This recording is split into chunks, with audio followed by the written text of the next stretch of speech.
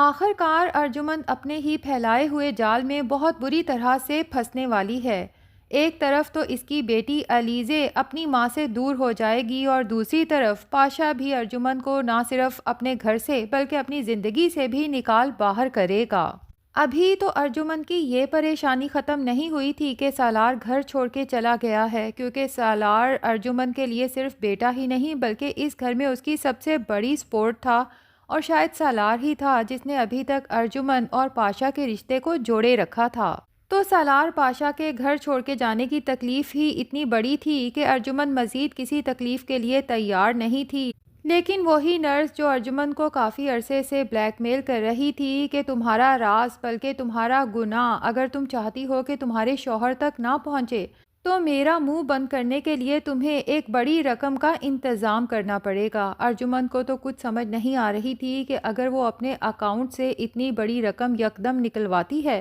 تو پاشا کو ضرور شک ہوگا کہ آخر ارجمند کو اتنی بڑی رقم کی ایک دم سے ضرورت کیسے پڑی۔ تو ارجمند ابھی اپنی دوست کے ساتھ مل کے پلاننگ ہی کر رہی تھی کہ بجائے اس کے اتنی بڑی رقم اکاؤنٹ سے نکلوائی جائے کیوں نہ تھوڑے سے پیسے دے کے اس نرس کو ہی اپنے راستے سے ہٹا دیا جائے۔ لیکن جب ارجمند دیکھتی ہے کہ وہ نرس نہ صرف اس کے گھر میں ایک دفعہ پھر انٹر ہو چکی ہے بلکہ پاشا کے پاس کھڑی ہے تو ارجمند کے اوزان تو اس قدر خطا ہوتے ہیں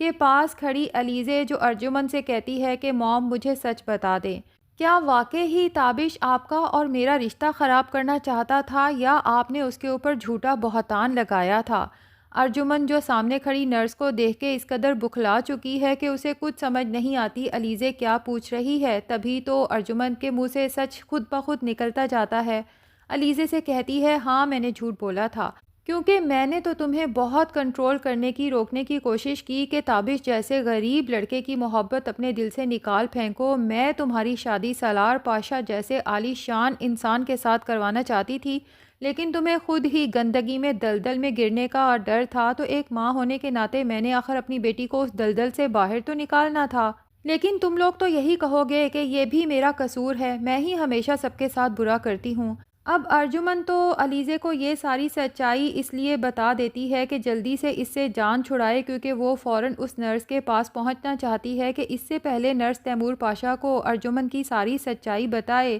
ارجمند تیمور پاشا کا دھیان اس نرس سے ہٹانا چاہتی ہے، جبکہ علیزے تو اپنی ماں کی سچائی جاننے کے بعد ہکا بکا رہ جاتی ہے کہ میری ماں کے چہرے پہ اتنے نقاب ہیں، اور میں نے موم کی باتوں میں آ کے تابش کے ساتھ کتنا برا کیا، وہ سچا تھا لیکن میں نے اس کا یقین نہیں کیا۔ اب ایک طرف تو علیزے کو تابش کی طرف سے احساس ندامت بری طرح سے گھیر لیتا ہے تو دوسری طرف اسے اپنی ماں سے شدید نفرت محسوس ہوتی ہے۔ علیزے سوچتی ہے مجھے فوراً سے پہلے ڈیڈ سے اس بارے میں بات کرنی چاہیے۔ اب جو ہی علیزے تیمور پاشا کے سامنے پہنچتی ہے کہ ڈیڈ مجھے ابھی آپ سے کچھ بات کرنی ہے، تو ارجمند شکر ادا کرتی ہے کہ تیمور پاشا کا دھیان علیزے کی طرف ہوا، اسی لیے اس نرس کا بازو پکڑتی ہے اور اسے کھینچتے ہوئے باہر لے آتی ہے، اور پھر اسے بلیک میل کرتے ہوئے کہتی ہے کہ اگر تم نے تیمور پاشا کے سامنے راز کھولنے کی کوشش کی تو ایک بات یاد رکھنا کہ مجھے پھنسانے کی کوشش میں پھنسو گی تم بھی، اور ہم دونوں کی باقی زندگی جیل کی سلاخوں کے پیچھے گزرے گی۔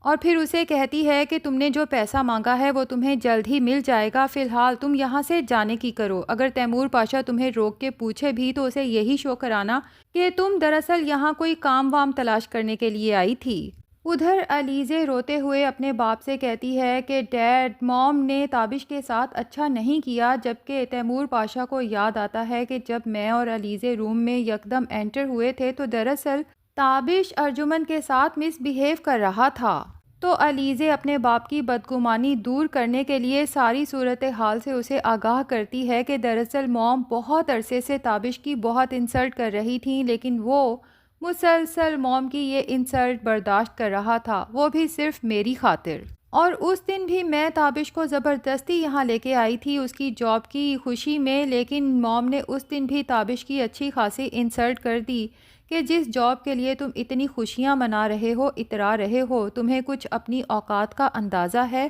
کہ اتنی محنت کر کے تم جتنا منتھلی کماؤ گے اتنا تو میری بیٹی ایک دن کی شاپنگ میں اڑا دیتی ہے۔ تمہاری اوقات نہیں ہے کہ تم میری بیٹی کو اپنے ساتھ رکھ سکو، بہتر یہی ہے کہ جتنی جلدی ہو سکے اس رشتے کو ختم کر دو۔ اور رشتہ ختم کرنے کی بات پہ ہی تو تابش کو غصہ آیا تھا، وہ سب کچھ برداشت کر سکتا ہے ڈیڈ، لیکن مجھ سے دور ہونا برداشت نہیں کر سکتا۔ لیکن بدلے میں نے اس کے ساتھ کیا کیا؟ میں نے موم کی بات پہ یقین کر کے تابش کی بات پہ یقین نہیں کیا اور بے عزت کر کے اسے گھر سے نکال دیا۔ تیمور پاشا تو جب اپنی بیٹی کو اس طرح سے روتے ہوئے دیکھتا ہے اور ارجمن کی حقیقت سے آگاہ ہوتا ہے تو اس کا صبر اور برداشت تو جواب دے جاتے ہیں۔ غصے میں ارجمن کے پاس آتا ہے اور کہتا ہے کہ کیسی عورت ہو تم جو اپنی ہی بیٹی کا گھر برباد کرنے پہ لگی ہوئی ہے۔ ارجمن، تمہاری حرکتیں اب میری برداشت سے باہر ہو چکی ہیں اور میں نے خود کو بہت بڑا فیصلہ کرنے سے بہت مشکل سے روکا ہوا ہے، ورنہ سچ تو یہ ہے کہ سالار کی جگہ پہ تمہیں اس گھر سے نکال باہر کرنا چاہیے تھا۔ دوسری طرف سجل سالار کے ساتھ گھر چھوڑ کے آ تو گئی ہے، لیکن اسے تیمور پاشا کی بہت فکر ہے۔ اسے اندازہ ہے کہ تیمور پاشا کی تو سالار میں جان ہے، اور اب چونکہ ارجمن آنٹی نے ساری سچائی پاشا انکل کو بتا دی ہے تو وہ سالار کے لیے بہت زیادہ پریشان ہوں گے، اس لیے اسے کنونس کرنے کی کوشش کرتی ہے کہ ہمیں اس طرح سے گھر چھوڑ کے نہیں آنا چاہیے تھا، ابھی بھی وقت ہے، ہمیں واپس جانا چاہیے۔ لیکن سالار تو اس قدر ایموشنل ہو چکا ہے کہ غصے سے سجل سے کہتا ہے کہ اس گھر میں اب میں زندگی بھر قدم نہیں رکھوں گا، لیکن سجل سمجھانے کی کوشش کرتی ہے کہ سالار رشتوں میں اس قدر سختی نہیں کرتے۔ لیکن سالار سجل سے کہتا ہے کہ میں ایسا ہی ہوں سجل، مجھ سے وہ منظر بھلایا ہی نہیں جا رہا جس طرح سے انکل نے مجھے گھر سے نکل جانے کو کہا۔ اس لمحے مجھے احساس ہوا کہ وہ گھر تو شاید میرا کبھی بھی نہیں تھا۔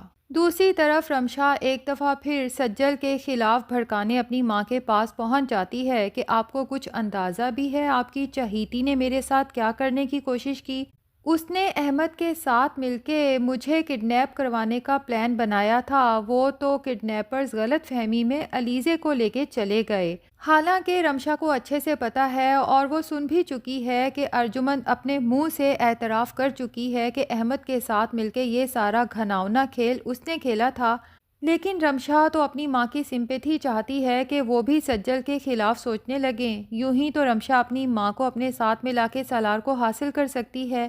لیکن اس دفعہ رابعہ اپنی بیٹی کے اس جھوٹ پہ یقین نہیں کرتی، کیونکہ اسے اندازہ ہے کہ وہ ہمیشہ سے رمشا کی جھوٹی سچی باتوں پہ یقین کر کے سجل کے ساتھ سختی کرتی آئی ہے، اس پہ شک کرتی آئی ہے، لیکن ہر بار رابعہ کو شرمندگی کا سامنا کرنا پڑا ہے۔ اسی لیے رمشا کے جاتے ساتھ ہی رابعہ سجل کو کال کرتی ہے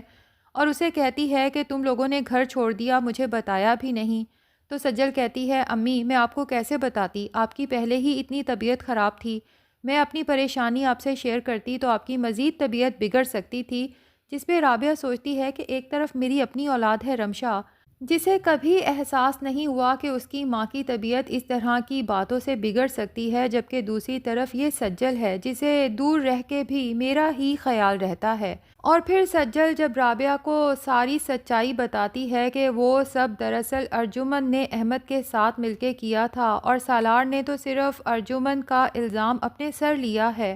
تو رابعہ کو احساس ہوتا ہے کہ سالار بھی سجل سے کچھ زیادہ مختلف نہیں ہے، سجل بھی تو یوں ہی اپنے پیاروں کا ہر الزام اپنے سر لیتی آئی ہے۔ اس بار رابعہ فیصلہ کر لیتی ہے کہ اب میں مزید سجل کو اس طرح در بدر کی ٹھوکریں کھانے نہیں دوں گی،